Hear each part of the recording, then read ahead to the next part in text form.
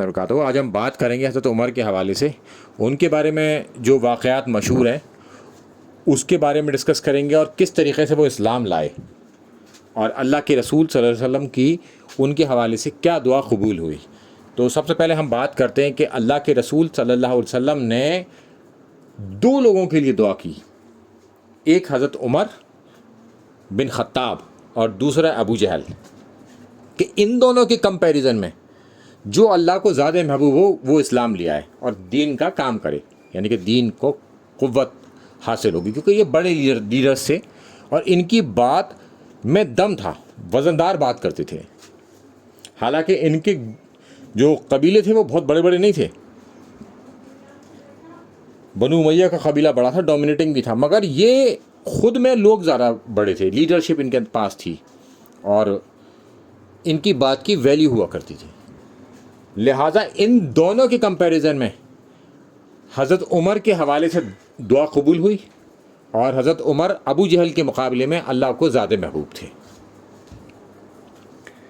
یہ ہے حضرت عمر کے بارے میں وہ حدیث جس کی بنیاد پر الگ الگ طریقے کے لوگ الگ الگ طریقے سے بیان کرتے ہیں چیزوں کو، مگر واضح الفاظ کے ساتھ یہی بات ہے جو میں نے آپ کو پڑھ کے بتائی، اور آپ کے سامنے یہ حدیث موجود ہے جامعہ ترمذی کی 3681، اور سندن یہ حدیث بالکل صحیح ہے۔ امام ترمذی نے اس پر کامنٹ کیا ہے، یہ حسن صحیح مگر غریب ہے، یعنی کہ اس کے جو سورس ہیں وہ بہت کم یا پھر ایک ہی ہے۔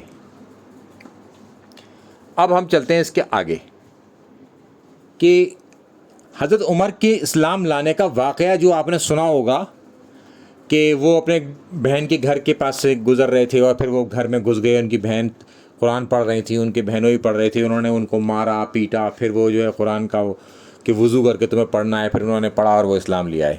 یہ جو حدیثیں ہیں یہ سب کی سب ضعیف ہیں اور ان کے راویوں پر سخت جرح ہے، مگر یہ واقعے اتنے زیادہ مشہور ہیں کہ لوگ اس کو صحیح سمجھتے ہیں۔ اکثر لوگوں نے یہ قصہ جو ہے بچپن سے سن رکھا ہے، مگر یہ ضعیف قصہ ہے۔ اصلی بات کیا ہے حضرت عمر کی وہ آپ سن لیں۔ حضرت عمر چھٹے سال میں، نبوت ڈکلیئر ہونے کے چھٹے سال میں اسلام لائے، اور ان کا نمبر تھا 40واں، اور انہوں نے دین کے لیے کافی کام کیا، قربانیاں دیں اور دوسرے خلیفہ بنے، اور اللہ کے رسول صلی اللہ علیہ وسلم کے ساتھ یہ بہت زیادہ وقت گزارتے تھے، حضرت ابو بکر، حضرت عمر۔ اللہ کے رسول جب بھی بات کرتے کہ میں ابو بکر اور عمر وہاں گئے، وہاں سے نکلے، وہاں سے آئے، اس طرح کی بات وہ بیان کرتے تھے۔ اچھا، یہ بات بھی جو ہے نا حضرت علی بیان کرتے ہیں، تو دونوں طریقے کے لوگوں کو تھوڑی سی پھکی بھی ہو جاتی ہے، یعنی کہ الزامی جواب۔ اب یہ واقعہ شروع ہوتا ہے کہ حضرت عمر نے جب اسلام قبول کر لیا تو وہ اپنے گھر میں ڈرے ہوئے بیٹھے تھے۔ اس وقت اسلام قبول کرنے کا یہ مطلب نہیں تھا آپ نے قبول کر لیا سب کچھ کلیئر، لوگوں کو قتل بھی کیا جا سکتا تھا، ان کی پراپرٹی ان سے چھینی جا سکتی تھی، ان کے بچوں کو ان سے چھینا جا سکتا تھا، اور ان کے ساتھ مار پٹائی یا کسی بھی حد تک لوگ جا سکتے تھے ان کے اور ان کے خاندان والوں کے خلاف۔ تو اسلام قبول کرنا اتنا آسان نہیں ہے، جو اللہ تعالیٰ فرماتا ہے چیپٹر 9 آیت نمبر 100 میں کہ سبقت لے گئے جو شروع میں اسلام لائے، سابقون اور اولون کے حوالے سے۔ تو وہ لوگ کو پھر آئیڈینٹیفائی کرتا ہے اللہ تعالیٰ، وہ ہیں مہاجرین اور انصار کی ایک جماعت۔ تو حضرت عمر مہاجرین میں سے اور شروع میں اسلام لانے والوں میں سے۔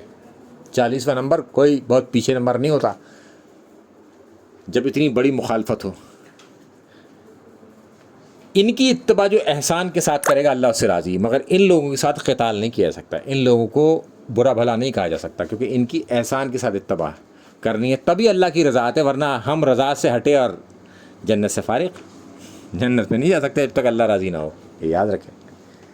تو پھر وہ بات ہم بتاتے ہیں کہ حضرت عمر جب اسلام لے آئے تو وہ اپنے گھر میں ڈرے ہوئے بیٹھے تھے۔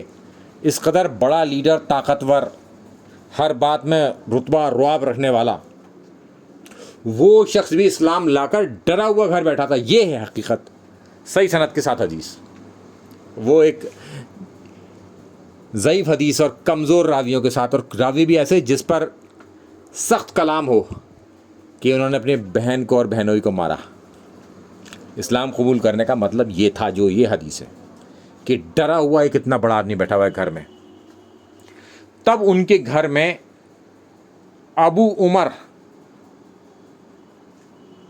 وعاص بن وائل سہمی، یہ قبیلہ ہے ان کا سہمی، اور یہ کٹر دشمن تھے اسلام کے اس وقت.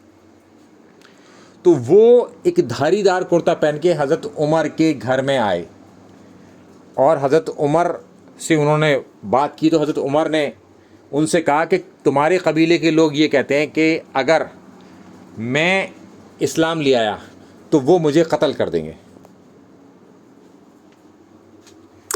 تو انہوں نے حضرت عمر کو امان دی، کہا کہ تمہیں کوئی نقصان نہیں پہنچا سکتا. یہ اپنے قبیلے کے بڑے لیڈر تھے. اب ان کی امان پر تو پھر حضرت عمر نے کہا تو پھر میں اپنے آپ کو سکون میں سمجھوں، یعنی کہ اب میں تسلی میں آ جاؤں کہ آپ نے مجھے امان دے دی اس حوالے سے کہ تمہیں کوئی نقصان نہیں پہنچا سکتا. یہ ان کے الفاظ حضرت عمر کے لیے آ گئے. اور یہ بات کہہ کر جب وہ حضرت عمر کے گھر سے باہر چلے اور تھوڑا سا آگے نکلے تو وہاں ایک میدان تھا. میدان میں لوگ جمع تھے اور وہ لوگ حضرت عمر کی تلاش میں نکلے ہوئے تھے. تو لوگوں سے انہوں نے پوچھا کہ تم کہاں جا رہے ہو؟ تو انہوں نے کہا کہ ہم عمر کی خبر لینے جا رہے ہیں جو کہ بے دین ہو گیا ہے. بے دین ہونے کا اس وقت کیا مطلب تھا؟ کہ اس نے اسلام قبول کر لیا ہے. تب انہوں نے کہا کہ اسے کوئی نقصان نہیں پہنچا سکتا، کیونکہ لیڈرشپ کی یہ ویلیو ہوا کرتی تھی. تو ان کے جو لوگ تھے، ان کے قبیلے کے لوگ تھے، پھر وہ واپس ہو گئے اور وہاں رک گئے اور پھر آگے نہ بڑھے. وہ سمجھ گئے کہ ہمارے لیڈر نے انہیں امان دے دی ہے، لہٰذا اب ان کے خلاف کوئی ایکشن نہیں لیا سکتا.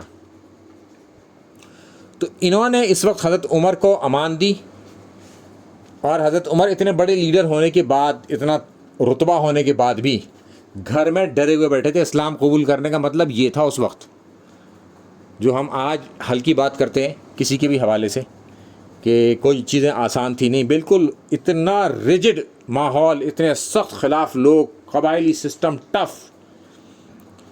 اس وقت اسلام قبول کرنے کا مطلب پٹنا، مار کھانا، ہر طرح کی ذاتی اور ظلم کو برداشت کرنا تھا. اسی لیے قرآن میں موجود ہے کہ سابقون الاولون کی جو اتباع احسان کے ساتھ کرے گا اللہ اس سے راضی. یعنی کہ ایسے لوگوں کی بھی احسان کے ساتھ اتباع کرنے سے اللہ کی رضات ہے، چونکہ یہ وہ پریشانیاں دیکھ کے اسلام لائے تھے. تو میں یہ سمجھتا ہوں کہ اکثر لوگ اس میں سرپرائز بھی ہوں گے، کیونکہ وہ جو حدیث سنائی جاتی ہے جو کہ ضعیف ہے حضرت عمر کے حوالے سے کہ انہوں نے اسلام قبول کیا تو اپنے بہن بہنوئی کو مارا اور وہ تمام چیزیں، تو ان کے لیے یہ سرپرائزنگ بھی ہوگا. تو ہمیں ہمیشہ حق بات کو قبول کرنا چاہیے اور جو غلط بات ہو اس کو غلط کہہ دینا چاہیے.